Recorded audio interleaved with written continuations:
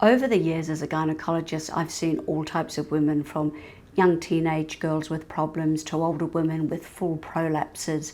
And over that time, what I've realized is that a lot of women's issues aren't talked about. And unless you ask the questions, you're not going to have a full representation of what's actually going on. With the Elsa Clinic, I wanted to set up somewhere that women could come not only for their traditional problems of period problems, period pain, maybe some endometriosis, but also with a whole other range of issues that may not be as talked about, but are very important to the individual person.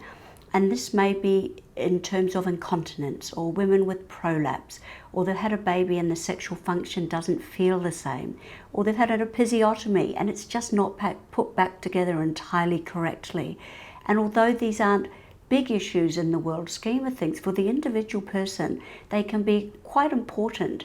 And yet often these women don't bring these issues up with their GPs. They just choose to accept something that they're really not happy with.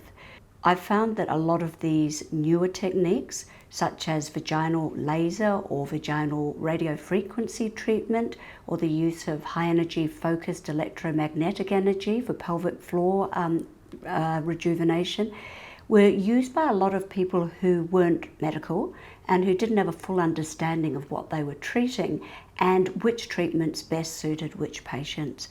So I set up the Elsa Clinic as a place where women could come to have a full gynecology assessment to see what might be best suited to them, whether it be medication, whether it be traditional surgery of some point or another point, or whether one of these newer methods may appropriately give them a really good outcome.